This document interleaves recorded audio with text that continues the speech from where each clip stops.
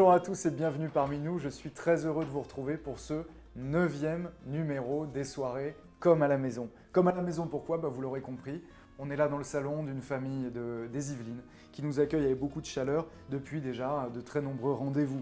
Ces débats qui sont proposés par Family Phone, un service d'écoute mis en place par le diocèse de Versailles pour orienter les parents en difficulté dans leurs relations familiales ou affectives.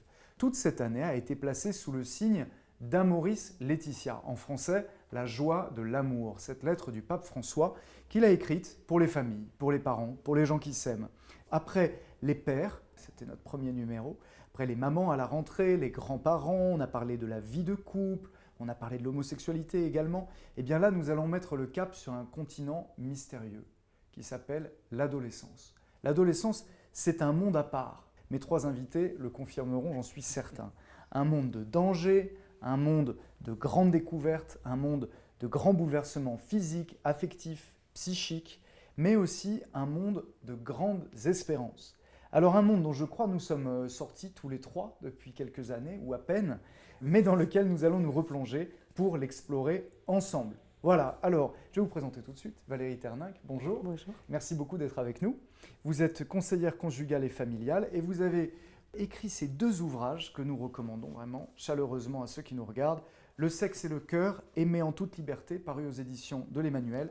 Et le second, J'ai confiance en toi, accompagner notre adolescent sur le chemin de la vie affective, même maison d'édition. Voilà. Et puis vous êtes aussi responsable d'un parcours qui s'appelle Parlez-moi d'amour. Est-ce que vous pourriez nous le présenter en quelques mots, Valérie Je ne Terninck ? suis plus responsable, mais en fait, Vous l'avez été longtemps. c'est un parcours qui est adressé aux collégiens, lycéens et maintenant parfois aux primaires, aux jeunes pros, aux étudiants. Et ça va en fait dans les périphéries encore plus lointaines, puisqu'on va aussi dans les prisons jeunes mineurs, auprès de personnes d'orientation homosexuelle, etc. C'est un beau parcours où en fait la spécificité c'est peut-être de faire descendre chaque personne dans son intériorité la plus profonde pour retrouver une capacité à s'écouter profondément, à être respectueux les uns des autres, baisser nos mécanismes de défense, nos barrières et toutes nos blessures pour essayer d'aller plus loin. C'est un très beau mouvement. Sans aucun doute. Face à vous, Alex Deschênes, bonjour. Bonjour. Vous arrivez du Québec. Ah merci oui. beaucoup, merci d'être avec grand nous. plaisir. Vous êtes directeur d'équipe Ignis, que vous allez nous présenter, mais aussi l'auteur de Tu es don, la théologie du corps pour les jeunes. C'est publié chez Artege, là, tout récemment. Alors, théologie du corps, il va falloir aussi nous expliquer de quoi il s'agit. On commence par Ignis. Ben justement, c'est un organisme que j'ai fondé.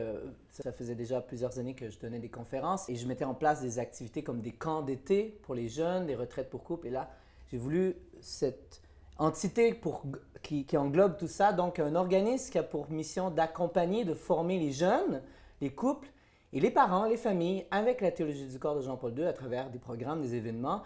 Donc la théologie du corps, puisque vous posiez justement la question, vous avez mentionné Amoris Laetitia, qui est vraiment cette vision pastorale que nous donne l'Église, le plan pastoral.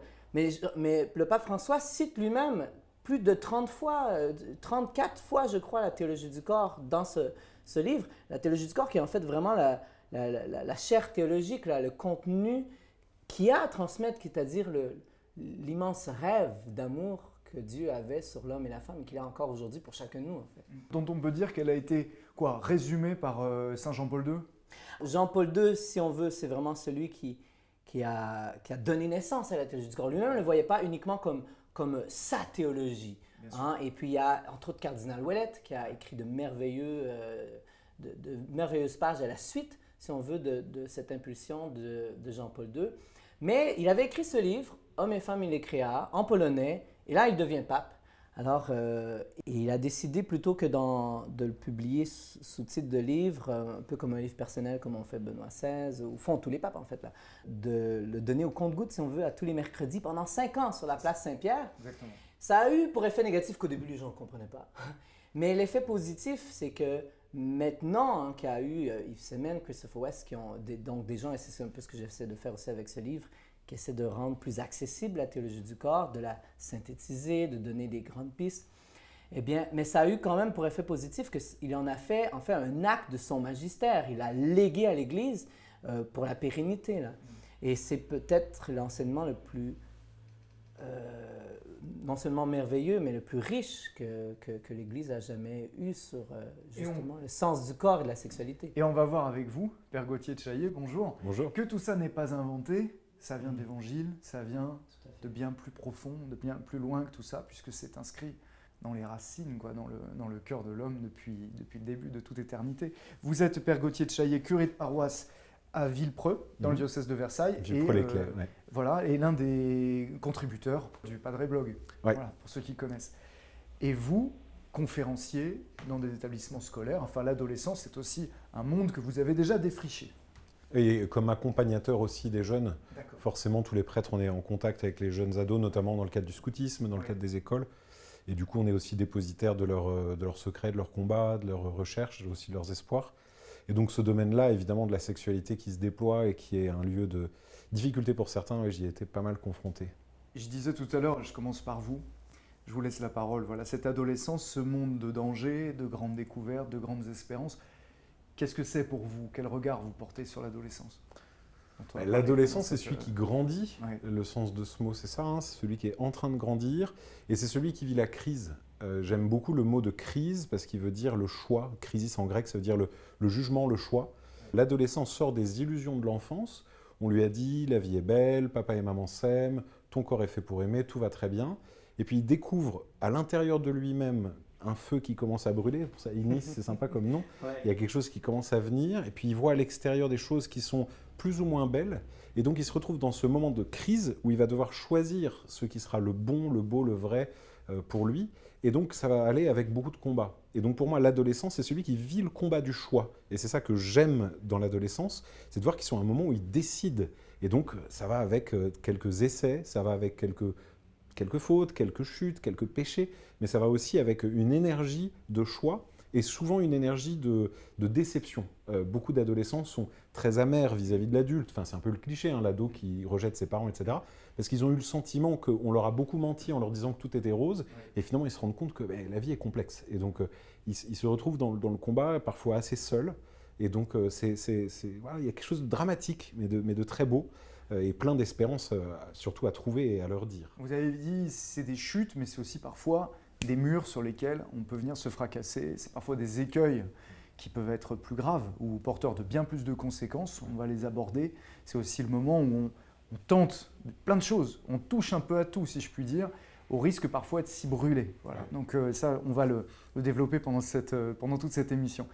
Et vous, Valérie Terninck, comment est-ce que vous présenteriez ça? Je pense qu'en fait, ces jeunes sont très touchants parce que c'est l'éveil de la puberté, l'éveil du sentiment amoureux et du coup une grande vulnérabilité, mais avec un très grand besoin de cohérence aujourd'hui. Ils sont un peu perdus et du coup toutes les belles choses rentrent comme dans du beurre parce que c'est compliqué pour eux et c'est très doux de pouvoir être en fait avec eux dans un véritable échange sans masque, sans idéologie même je dirais, pour essayer de vraiment pouvoir avec eux construire quelque chose vers le beau, le bien, le vrai. Tout à fait. Et vous, Alex Deschênes? J'aime tout à fait ce que le Père Gauthier dit au sujet de la crise, hein, que l'adolescent, en fait, il arrive à un âge où il y a ce train qui lui fonce dedans, celui de la puberté. Ouais. Et en fait, c'est qu'il y a tout un développement, hein, soudain une nouvelle capacité, peu à peu d'abstraction et tout ça intellectuel qui arrive, mais qui ne vient pas avec la maturité sociale. Et donc, l'adolescent est un être un peu divisé. Et Jean-Paul II parle beaucoup du défi de l'intégration, c'est d'intégrer toutes les parties qui sont en moi pour que je devienne uni, quoi. Mon cœur, mes désirs, ce qui arrive, c'est que le cœur de l'adolescent lui dit tu ne devrais pas faire ça, je ne devrais pas faire ça, je ne devrais pas faire ça, mais j'ai vraiment envie de le faire, mais j'ai vraiment envie de le faire, mais j'ai vraiment envie de le faire. Il y a comme tout ce déchirement en lui. Et moi, je les trouve beaux, les jeunes, je les trouve beaux. Et je trouve que en fait, ils sont remplis de magnifiques désirs. Et je trouve que les jeunes, on leur transmet une image d'eux lorsqu'on dit « Ah, les jeunes, ils ne pensent qu'au sexe. Les jeunes, ils ne sont pas capables de sérieux. Les jeunes, je ne sais pas moi, ils ont des relations multiples. » Et cette image qu'on donne des jeunes dans notre culture, en fait, si on leur balance toujours cette image, ben oui, ils vont devenir ainsi. Mais si on leur parle en vérité de ce qu'il y a au fond de leur cœur, je leur parle par exemple justement de la théologie du corps, je leur parle d'amour, je leur parle leurs désirs les plus profonds, y compris dans des milieux laïques où là, je ne parle pas de Dieu, là, mais je parle simplement dans des écoles, dans les collèges et les lycées.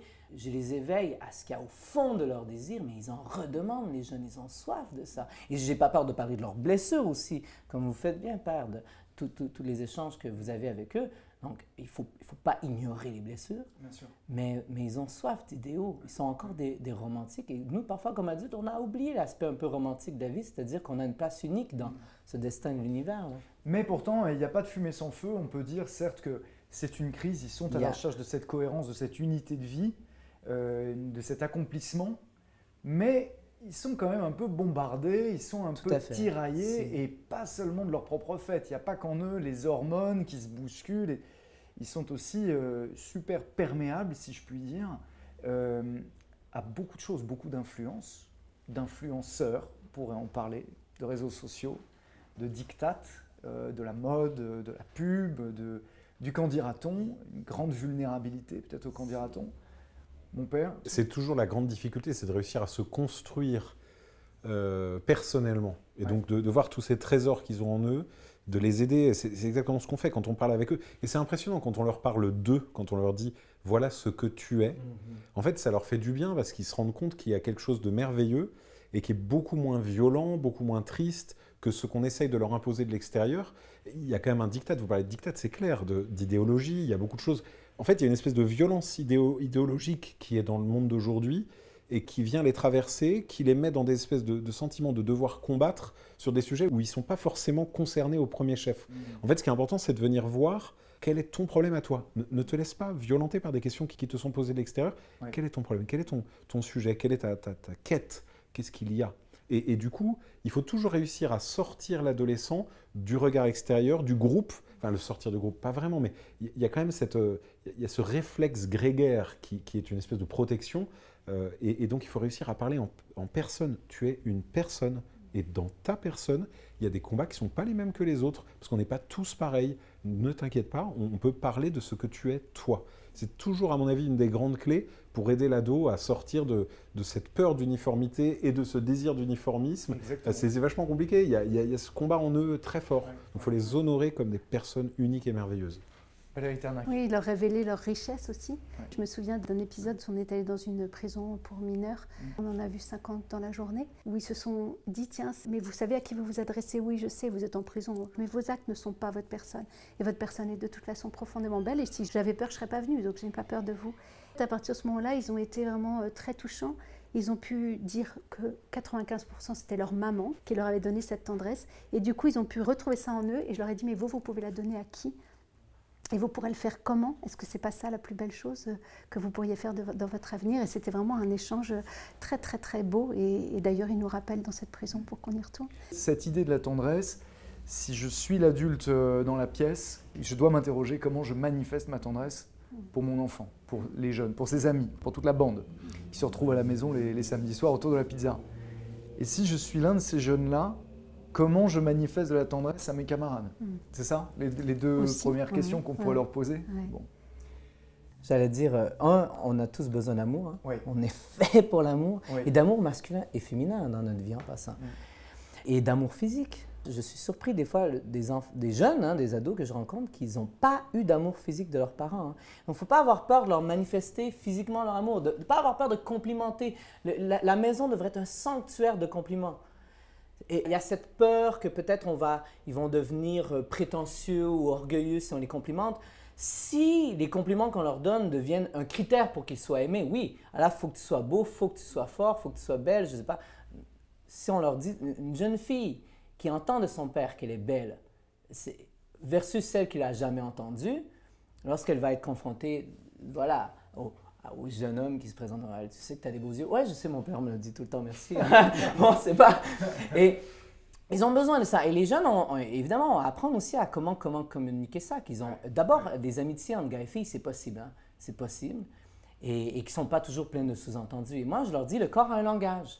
Le corps exprime la relation. Lorsque je rencontre un inconnu, par exemple, je lui serre la main, là, ces temps-ci, c'est la COVID, on ne sait pas trop, mais versus si, là, je reviens de mon voyage à Paris, mes enfants, mon épouse m'accueillent à l'aéroport, je ne vais pas leur serrer la main, je vais les prendre dans mes bras parce que c'est ce qu'exige la relation. Alors, dépendamment de la relation, Et le corps, il l'exprime différemment. Et voilà, il y a un langage pour l'amitié. Il ne faut pas qu'il y ait d'ambiguïté, hein, d'accord, mais ça s'exprime, ça, on peut se serrer dans les bras. Et vous savez comment les jeunes aiment ça, d'ailleurs. Ça, ils l'expriment bien. J'aime beaucoup ce langage de la tendresse, d'être tendre, parce que ça veut dire aussi être vulnérable. Oui. Voilà, la tendresse, c'est l'inverse de la cuirasse. Et c'est à l'adulte de montrer de la tendresse, parce que le jeune, lui, souvent, il se cuirasse pour se protéger.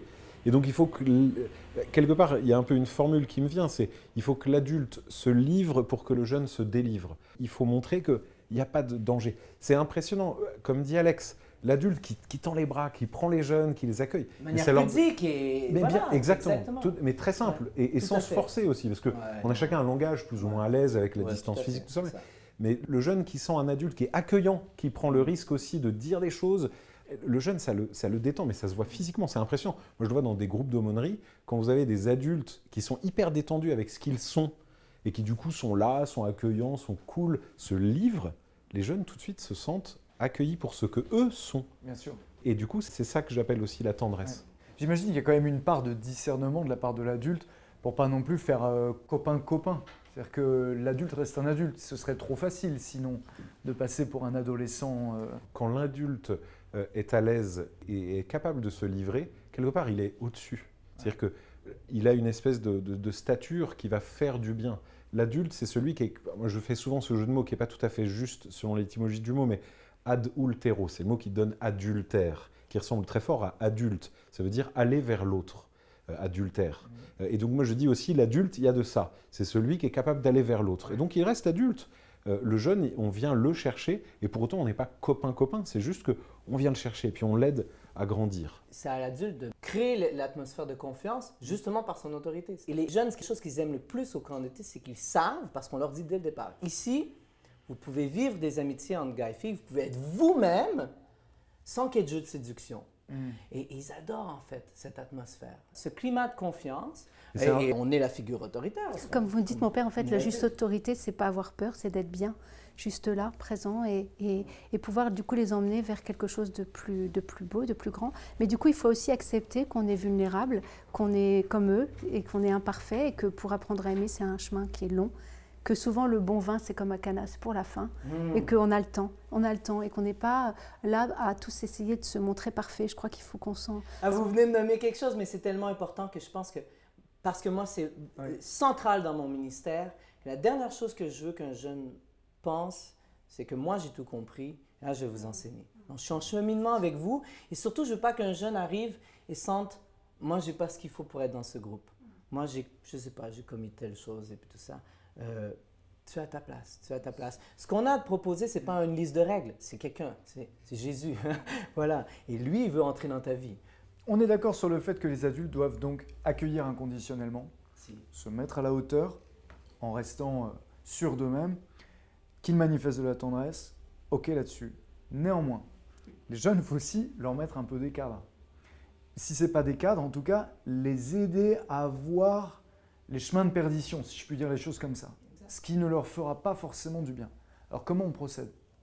Comment on dit aux jeunes, attention, telles amitiés, fréquentations, ce que tu regardes, ce que tu lis, ce que tu entends, n'est pas forcément dans ton intérêt. Peut-être que parfois on insiste... Sans être dans un discours moralisateur. Non, mais exactement, mais alors où est la limite? Qu'est-ce que le discours moralisateur, je crois? C'est celui qui insiste sur les interdits. Oui.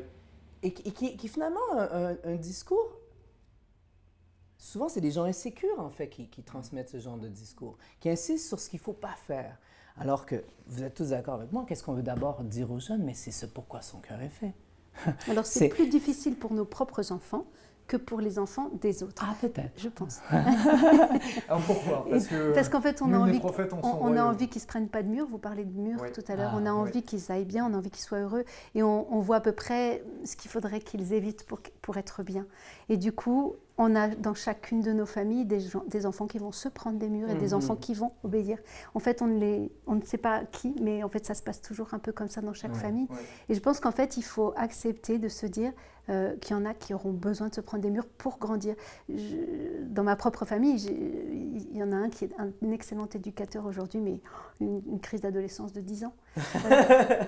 Et je pense qu'en fait, ce n'est pas toujours facile pour nous, parents, de ne pas avoir peur Mais la peur est vraiment très mauvaise conseillère. Et je pense qu'aujourd'hui, moi, je n'ai pas eu les adolescents d'aujourd'hui, parce qu'ils sont plus âgés. Mais j'aurais envie de leur dire, tu vois, en fait, je ne connais pas bien cette génération. J'ai besoin de toi pour que tu m'aides à ouvrir mon cœur, pour que si je dois rencontrer des adolescents, tu puisses vraiment m'aider à les comprendre, à les accueillir et à les aimer comme ils sont.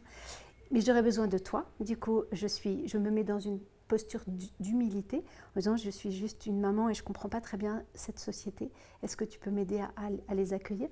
Et puis deuxièmement, est-ce que je pourrais te demander si mes réactions ou si ma façon d'être est bonne pour que tu puisses m'aider. Et du coup, là, il devient, lui, celui qui transmet aussi quelque chose. On n'est pas là parent-enfant. Et du coup, on peut se donner des clés mutuellement. Ce n'est pas juste dans un sens. Je crois que c'est important. Et ce qui aide aussi, je joue beaucoup avec les ados sur interdit et interdit. Donc, il y a à la fois une parole forte sur certaines choses. En fait, c'est comme ça que Dieu agit. Il donne à un moment les 10 commandements, il dit, bon maintenant, au désert, finalement le désert c'est quelque chose de l'ordre de la crise d'ado. Là on te donne des cadres, un cadre qui va te permettre d'aller quelque part. C'est ça le sens de la loi, hein. Elle est donnée, Torah, c'est la flèche qui va dans une direction. Et donc c'est la directive, ce qui emmène dans la bonne direction. Donc un interdit, quelque chose de posé. Et en même temps, qui ouvre aussi un dialogue interdit, quelque chose qui est dit entre nous et qui permet de se mettre d'accord, de se comprendre. Et c'est vrai que c'est frappant comme en fait les ados ont en eux une structure de choix du bien, sauf ceux évidemment qui ont été profondément marqués, blessés, ceux qui ont été profondément autrement influencés par des cercles extérieurs, etc. Mais globalement, les ados ont quand même une espèce de loi intérieure. Et quand on leur dit, mais dis-moi ce qui est bon, ils savent très bien ce qui est bon. Ils savent très bien, ils n'ont pas besoin qu'on le leur dise. Et ils ne le savent pas parce qu'on le leur a dit, mais parce qu'ils l'ont dans le cœur. Et c'est frappant, en fait. Je trouve que les adolescents ne sont pas si différents, même si je comprends très bien votre propos, votre attitude d'écoute envers l'adolescent. Mais finalement, moi, au début, ça me faisait peur, hein, parce que je n'ai pas commencé tout de suite à travailler avec les adolescents. Quand j'ai commencé à transmettre la théologie du corps, je parle aux adultes, dans les universités et tout. Et les premières fois qu'on m'a invité à intervenir avec les adolescents, j'avais la trouille. Je ne sais pas, moi, c'est qui l'adolescent, j'avais peur. Et en étant en contact avec eux, en fait, je me ressouvenais un peu l'adolescent que j'étais. Les adolescents, ils ont peur de la solitude. Ils ont tellement besoin d'appartenance, de faire partie du groupe. Hein, l'homme n'est pas fait pour être seul, ils le savent, donc, nous le savons tous. Hein. Et donc, la solitude, ce n'est pas ta destination, en effet, mais c'est un passage. Hein, c'est un passage que tu dois vivre. Et donc, en étant en contact avec eux, on se souvient. Et les défis auxquels ils font face, je pense, c'est vrai, on n'a pas beaucoup mentionné jusqu'à maintenant. Il y a des réalités très dures. Bien sûr. D'abord, il ne faudrait pas non plus que pour appartenir à un groupe ou pour ne pas être seul, ils en viennent à se compromettre. C'est ça. Ou se faire du mal. Or, c'est le premier danger qui survient, c'est les mauvaises fréquentations parce qu'il y a des groupes ou des gens qui peuvent avoir une aura, par exemple dans le cercle scolaire, des choses comme ça. Comment on fait? J'ai l'impression qu'il y a deux réactions. Il y a dans un groupe, et souvent qui véhicule des stéréotypes aussi, hein, de vouloir exactement coller au groupe et souvent se coller aussi à des parfois stéréotypés et tout.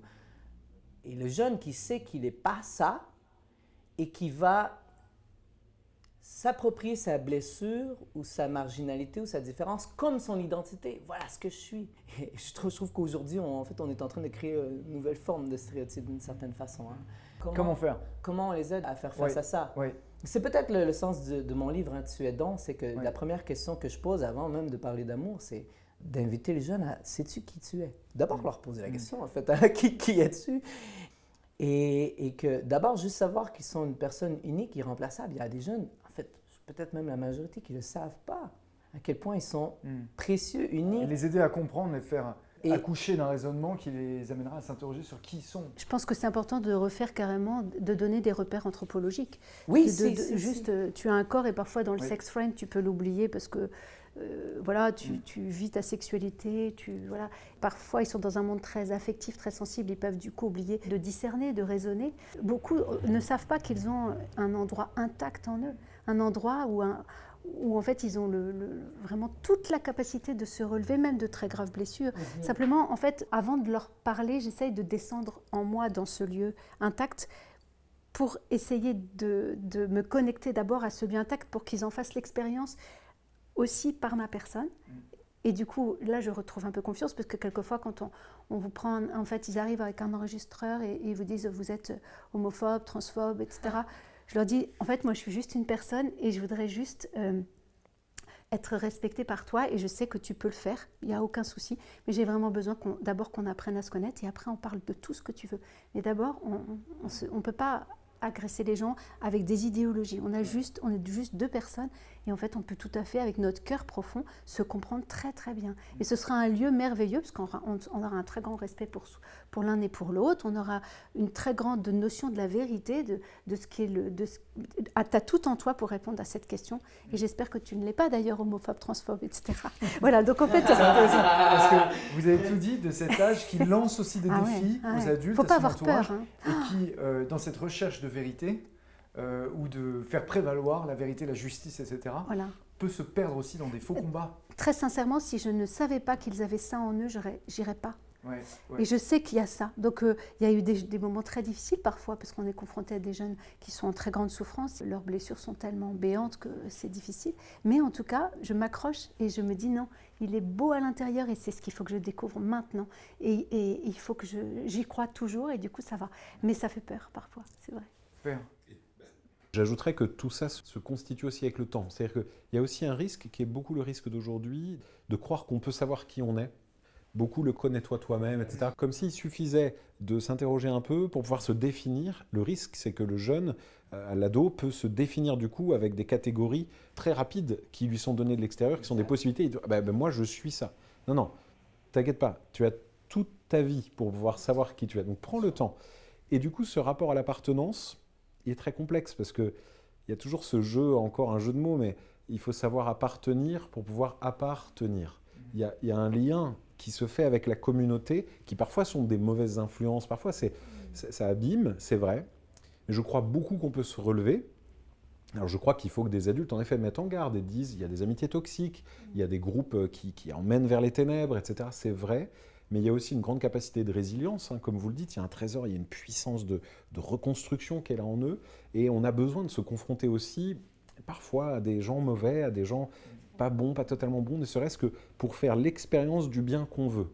Le tout, c'est de toujours chercher à leur faire croire en la vérité du bien, quoi, et le fait que c'est là, c'est conquérir. Ce qu'on pourrait faire en premier, c'est leur dire tiens un peu les chevaux avant de lâcher la cavalerie. Oui. Fais le benchmark des groupes qui existent. Tu as tout le temps de choisir auquel tu appartiendras un jour, mais prends pas de décision trop impulsive. Il faut leur apprendre à discerner et à voir les conséquences dans plusieurs années. Ouais. Moi, je leur dis, voilà, ce que tu fais là, ok, quelles conséquences ça peut avoir demain, dans 2 mois, dans 10 ans. Ouais. C'est très important. Est-ce que j'aurais voulu ajouter quelque chose sur l'identité, du fait que ce que vous dites est juste que ils peuvent rapidement s'identifier à des choses qui viennent de l'extérieur. Mais moi, je leur donne quand même tout de suite une base. Quand je leur demande sais-tu qui tu es, hein, je leur dis ce que tu es, personne ne peut te l'enlever et tu ne peux pas le mériter. Tu es le fils, la fille bien-aimée de Dieu. D'abord, tu viens de l'amour et tu es fait pour l'amour. Et même dans un milieu non religieux, ben, je dis tu n'es pas un hasard. Même si on t'a dit peut-être que tu as un accident, tu as une raison d'être dans ce monde. Il y a un amour qui t'attend à quelque part dans ce monde. Ça, ils ont besoin de savoir que l'amour est à l'origine de leur être et que l'amour est là pour eux. Ça, je pense, et là, ça les met dans une aventure. et là, ils ont encore toute la vie, en effet, pour découvrir qui ils sont. Mais je pense que cette assurance de savoir que je ne suis pas un hasard et que l'amour est à l'origine de ma vie, on trouve les mots dépendamment à qui on parle, évidemment, là. Mais ça, je crois que c'est fondamental. Parce que trop de jeunes souffrent de ne pas se sentir... En fait, trop d'êtres humains souffrent de ne pas se savoir aimer. Et aussi, Pardon. c'est aussi de leur dire, j'insiste beaucoup moi, sur le fait qu'ils ont une mémoire, une intelligence et une volonté. Ouais. Et je leur dis, tu as ça. Donc, avec ça, tu vas pouvoir découvrir et chérir le fait que tu es aimé et aimable. Ça, pour moi, c'est essentiel. Et aussi pour les actes qu'ils vont poser, je leur dis toujours, pose-toi toujours la question quand tu poses un acte, que ce soit quand on fait des conneries, c'est-à-dire quand on veut faire des bêtises avec des copains, ou quand on veut faire des découvertes sur le plan de la vie affective, etc. Je leur dis toujours, avant de le faire, demande-toi si tu seras capable de le raconter à ton fils quand il aura ton âge. Et en fait, c'est une vachement bonne clé. Mais moi, la clé que je leur donne pour leur amitié, c'en est une bonne, hein, mais En fait, cette personne, est-ce qu'elle veut ton bien? Parce que un réel ami, Ça, c'est bon. un réel Bien ami sûr. veut ton bien. Il veut t'aider même à être une meilleure personne. Et je pense que ça, c'est un guide pour toutes nos relations. On fait la même chose. Ensuite, pour l'amour, les relations amoureuses. Est-ce que cette personne t'aime pour qui tu es? Alors toi? justement, on va continuer dans cette voie. Est-ce que les actes que je pose en tant qu'adolescent sont pour mon bien ou pas? Et là, il faut qu'on dise un mot des addictions. Les addictions aux écrans, on a parlé des groupes, on parlera de la sexualité évidemment, mais les écrans, la drogue, au moment où on teste un peu tout, l'alcool, le porno, que sais-je encore. Valérie Ternin, comment on aide un ado aujourd'hui à dire voilà, cet acte, oui, tu as envie de le poser, tu veux découvrir, explorer chacun des rivages de ce monde de l'adolescence dans lequel tu es et que tu as envie de dominer quoi, pour pouvoir en sortir et devenir un adulte accompli. Ou en tout cas, avoir l'impression d'être revenu de tout, donc plus fort. Il y a des choses dont on ne revient pas forcément et dont on revient très difficilement. Ça, c'est certain. Ça prend parfois plusieurs Ça années. peut prendre Ouais. énormément de temps. Comment on... Encore une fois, En sans fait- porter de discours moralisateur, comment on dit bah non, En fait, fumer ou ce qui est compliqué, c'est qu'à l'adolescente, ils n'écoutent pas ça. Ils ont envie de prendre des risques. Et du coup, ce qui est très bon pour eux, je pense, c'est de rencontrer des témoins qui ont vécu ça et qui disent, voilà, ce qui s'est passé, c'est que mon addiction à la pornographie a emmené pour moi une perte de libido, des troubles de l'érection. Ok. Ils veulent pas ça. Ok, là j'ai plus du tout envie de tomber là-dedans. En fait, il faut vraiment des témoins. Ouais. Je pense que c'est très important. Et puis, je pense aussi que, voilà, une addiction, c'est pas simple et on s'en sort pas en un mois. Il faut retrouver le sens de sa vie, il faut retrouver le courage et la volonté nécessaires pour s'en sortir. Et je crois qu'il faut retrouver aussi pour s'en sortir, alors c'est peut-être... Moi, j'aide beaucoup les personnes qui sont dans l'addiction à... En fait, j'ai appris ça par l'Institut Jean-Paul II et j'ai fait un master en sexualité et fertilité conjugale qui m'a profondément bouleversée sur le don, cette capacité de don. Et du coup, par exemple, quelqu'un qui va ouvrir son écran pour regarder de la pornographie, je lui dis, ah, en fait, c'est une suggestion qui t'arrive, tu t'en vas immédiatement, tu vas dans la boulangerie d'en face, tu vas acheter un pain au chocolat et tu le donnes, et tu as 3 minutes pour le faire, et tu le donnes à la personne qui est dans la rue. Et si tu fais ça, en fait, ton addiction va devenir un don, en fait, ta pulsion va devenir un don, et ce don, en fait, tu vas... il va te nourrir. Il va te nourrir, il va te faire du bien et il va Plus de bien que t'éloigner. la satisfaction d'une pulsion, Il va t'éloigner, les suggestions, elles ne viendront plus trop, parce que là, vous pouvez en parler mieux que moi au niveau spirituel, mais il y aura, ça va bien marcher. Par rapport à toutes ces incitations, ces addictions, en fait, moi, je pense qu'on vainc le mal par un plus grand bien et un désir par un plus grand désir. Il y a dans le cœur d'un jeune, de tout être humain, un désir de liberté. Alors, ça, je l'affirme aussi. Tu veux être libre. Et qu'est-ce qui t'empêche aujourd'hui d'être libre? Ils savent. Ils savent. Et là, on parle de la pornographie. Et c'est tellement important comme parent de savoir que c'est probablement aujourd'hui la principale addiction, en fait. Et c'est 90% des garçons, 70% des filles, peut-être. Bon, des chiffres, c'est des chiffres toujours, mais qui, à l'âge de 13 ans, en ont déjà vu. Et qui peuvent être addicts à l'âge de 13 ans. Et parfois bien plus tôt. Exactement. Si. Mais ça ne commence pas par hasard. C'est peut-être là où on peut dire aux parents de ne pas forcément confier trop tôt des smartphones. Il y a parfois besoin d'avoir en effet, vous avez raison, des règles strictes, claques, on ferme. Mais la clé est toujours celle-là que vous avez dite aussi. On cherche tout, on annihile un désir secondaire toujours par un désir plus grand. Vous avez parlé de la drogue. En fait, le jeune, il a plus désir de réussite sexuelle que de nirvana. Et donc, vous lui dites, OK, tu peux choisir la drogue, sache que du coup, pour le plaisir plus grand que sera la sexualité, c'est mort. Ah bon, je laisse tomber la drogue. Et en fait, toujours, c'est la seule clé. On ne peut jamais éteindre un désir autrement que par un autre désir. Si on met une règle positive, c'est-à-dire une règle absolue, en fait, on ne fait que frustrer le désir. Ça peut marcher, mais c'est aussi, on met la camisole de force, et parfois, c'est ce qu'il faut. Et le corps s'en souvient. Et le corps s'en souvient. J'ajoute aussi une autre chose sur la pornographie. Moi, je le vois beaucoup dans l'accompagnement, dans la confession. Il ne s'agit pas de rompre le secret de confession, évidemment, mais de parler de ce que j'entends de l'intimité. Et moi, je dis souvent, attention, tu te dis addict, tu ne l'es pas. Et c'est aussi une chose qu'il faut détendre, parce qu'il y a beaucoup de jeunes qui disent « je suis addict à la pornographie » qui du coup, Donc, c'est pas de ma faute. Non, C'est pas ça, c'est Ah bon. donc je suis foutu. Et c'est bien plus d'accord, grave. ok. C'est bien plus D'accord, grave. C'est, ben, voilà, moi, c'est. Il faut donner tant pis. l'espoir. Et oui, moi je dis, attends, nourrir l'espoir. t'es pas malade, quel est ton rythme et tout. Ok, bah, attends, ça va aller, on va s'en sortir. On va Et s'en toujours de sortir. dire, on va s'en sortir. Moi, T'es je leur pas dis, tout si seul. tu veux t'en sortir, tu vas t'en sortir. Voilà, tout va bien. Et moi, j'expérimente que beaucoup par la détente, en fait, c'est pas de la déculpabilisation à bon compte. Et c'est tout l'enjeu de Jésus hein, face aux pharisiens. Les pharisiens disent, il faut des règles, il faut que ce soit vachement dur et tout. Et Jésus dit, j'ai confiance dans le cœur humain. Et la vraie loi qui est dans votre cœur, elle est beaucoup plus forte que vos lois écrites, là. Et je crois qu'avec l'ado, ça marche bien.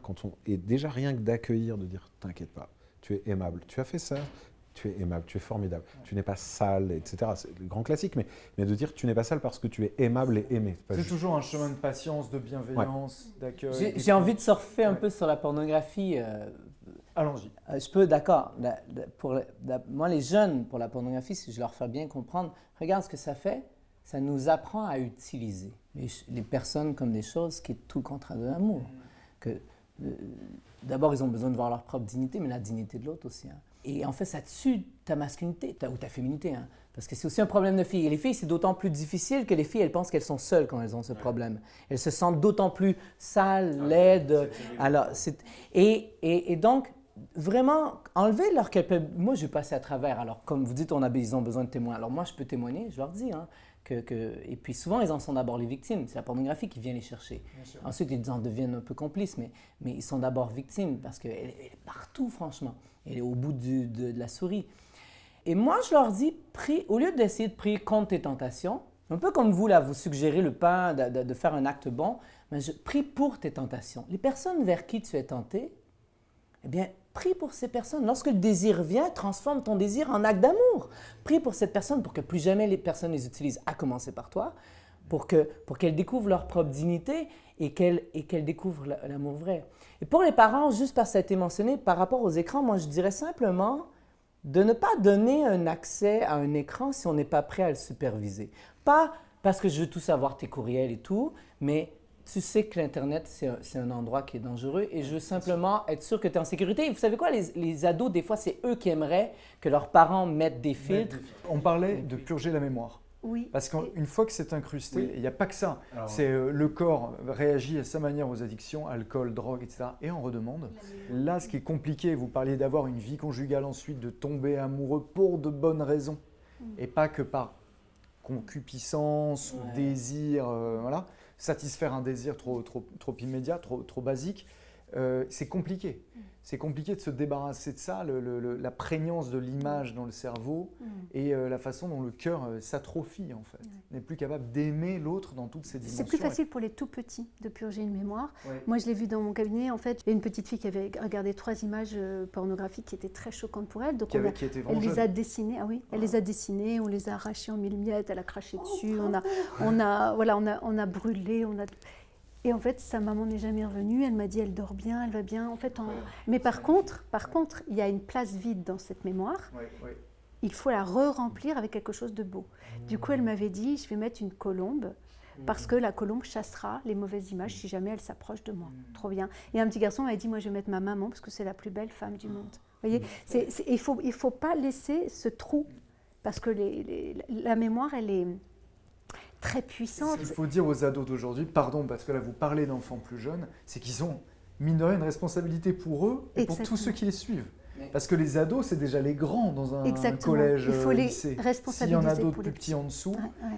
ils ont aussi ce devoir presque de transmettre en futurs adultes et de ne pas montrer avec le smartphone ou autre des trucs dont des gamins derrière auront évidemment du mal. Ou ça peut en être fait, plus il faut traumatique, respecter les plus petits, il faut respecter les acteurs du porno, il faut respecter tout le monde, parce que les acteurs du porno, en fait, ce sont des personnes qui, parfois, qui doivent payer un logement et qui n'y arrivent pas, des personnes que j'ai rencontrées au Captif La Libération, des personnes merveilleuses qui ont un cœur profond et qui ne peuvent pas faire autrement que de vivre de cela, parce que voilà. Donc, il faut qu'on fasse attention et faire prendre conscience aux jeunes adolescents qui peuvent être des parrains pour les petits et puis des respectueux pour les personnes qui sont derrière ce... Qui pour la plupart d'entre eux sont parfaitement au courant que c'est très dégradant. Ouais. Vous parlez de remplir le vide. Moi, pour l'adolescent, c'est que je les aide à contempler la beauté. Ouais.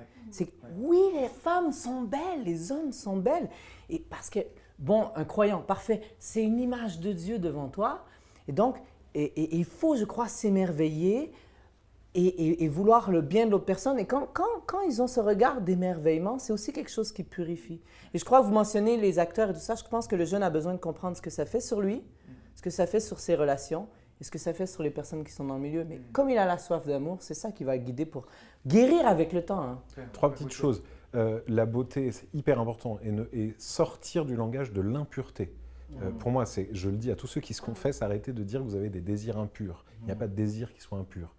L'impureté, surtout symboliquement, quand je dis je suis impur, c'est-à-dire je ne peux pas prier. Donc la beauté de l'autre est très bonne. Je vois une femme, elle est belle, tant mieux, je le vois, je l'admire, très bien. Les désirs deviennent égoïstes en fait.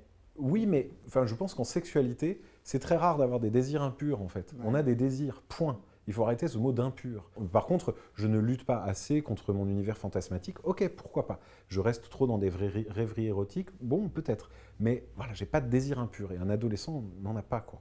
Deuxième chose, l'univers fantasmatique, justement. Ce que la pornographie détruit, c'est les fantasmes. Et c'est ça la clé. Moi, c'est ce que je dis aux ados. Vous avez besoin d'avoir des fantasmes et c'est vital. Et du coup, je dis aux ados qui se confessent ou qui se plaignent d'avoir des fantasmes, je leur dis tant mieux, t'es humain, ça va bien, c'est pas un péché. Super, tu rêves. Tout à fait normal. Mais c'est tout à fait normal. Tu as des désirs sexuels qui sont parfois énormes et tu es parfois. Tu as l'impression d'être obsédé. Super, tu es en train de vivre, c'est génial. Donc, et par contre, si tu regardes de la pornographie, elle va remplacer les fantasmes. Et du coup, quand vous parlez de cette mémoire, etc., je prends souvent l'image de je lis un bon roman, j'imagine tout un univers, je me fais tout le film, je regarde le film terminé.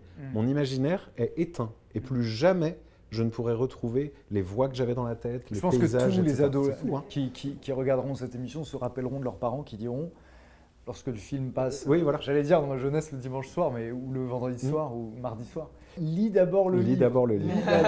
Si tu n'as pas lu le livre d'abord, tu ne pourras jamais le lire d'abord. Exactement, ou avant d'aller au cinéma ou d'aller sur... J'avais un dernier point sur quand vous disiez les ados qui deviennent grands, etc. Oui. Le langage de l'attentat à la pudeur. Oui. L'enfant est pudique naturellement et du coup, si tu lui montres une image sexuelle parce que tu as besoin de t'en déculpabiliser en emmenant quelqu'un d'autre sur le même péché que toi, parce que tu as envie de ne pas être seul dans ce que tu estimes être une fange, c'est un peu ça. Hein.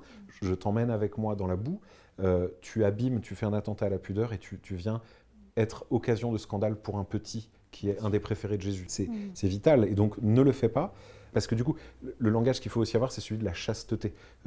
Être chaste, ça veut dire laisser chacun à sa place. Castus en latin, être séparé. Je suis séparé de toi. Et le mot inverse de chaste, c'est inceste. Et donc, l'inverse de la chasteté, c'est l'inceste. Et en fait, on se dit tout d'un coup... Eh oui, ah oui, là, ça... je prends une emprise sur toi, je te prends alors que tu devrais être le séparé, celui que je respecte, regarder à distance, respectare, je te regarde à distance, chastement, c'est ça la clé. Et l'ado, on doit lui apprendre ça, lui apprendre la beauté de la chasteté qui est « tu es à ta place, je suis à ma place ». Ce que vous disiez tout à l'heure sur le dialogue, etc. Et avec mes amis adolescents, on est chacun à sa place, on est tous merveilleux. Évidemment. Il faut que, peut-être Valérie, vous aurez une histoire à nous partager, un témoignage au sujet de, se mettre au service de l'idéalisme, de toute la beauté, de tout l'élan qu'il y a dans le cœur, dans la pensée de nos ados. J'ai tellement d'histoires dans la tête que... Mais vous le voyez que même un ado qui a vécu des choses terribles, c'est quand même fou, hein. Ils y croient encore. Du coup, je prends une histoire où cette personne n'y croyait plus trop. Ouais. En fait, c'est une jeune fille qui était dans la pornographie et qui, du coup, donnait son corps à beaucoup de personnes dans la classe et qui est venue à la fin de cette intervention par les mots d'amour en me disant, en fait, vous m'avez pour la première fois regardé comme une personne et pas comme une chose. Et en fait, je voudrais juste, en 2 minutes, je vous dis, mais je ne veux pas qu'on parle de ça, je suis la prostituée de la classe. Mais en fait, je voudrais juste vous demander quelque chose. Est-ce que vous pouvez, par votre regard, même si vous partez chez vous, pendant 2 mois, me regarder de loin tous les jours, parce que vous êtes mon espérance. Parce que moi, je n'ai pas confiance en moi, je crois que j'y arriverai pas, mais je crois qu'avec votre regard, peut-être que je vais y arriver.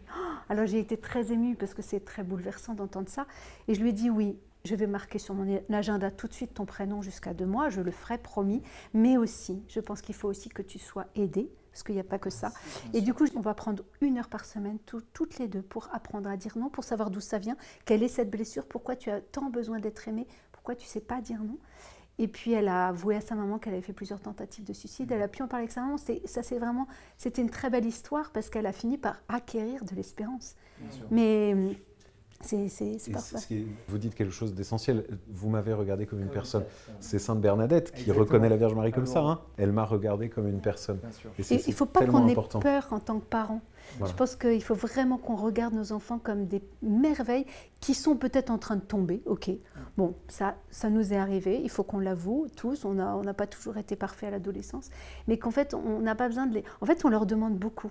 On leur demande de manger bio, Île-de-Garde, on leur demande d'avoir une chambre rangée, on leur demande d'avoir 19 au bac, de faire une prépa, on leur demande des tonnes de choses, de faire du sport, parce qu'à l'adolescence, c'est bien, etc. Mais le domaine de la sexualité, c'est un domaine où on n'a pas accès à eux.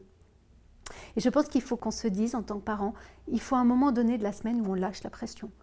Je propose aux parents, par exemple, de faire un dîner pour aveugles, où personne ne se regarde, où on peut manger salement, où on est tous dans le noir, voilà, où des choses tout à fait... voilà, chaque parent a les grâces, et beaucoup plus que nous, ici, présents pour leurs enfants. Donc il faut qu'ils se basent sur leur grâce, il faut qu'ils s'appuient sur leur sacrement de mariage. Et même les personnes seules ont une grande grâce d'éduquer leurs enfants. Mais il faut qu'on trouve des choses pour les détendre, les enfants, parce qu'en fait, ils sont sur pression.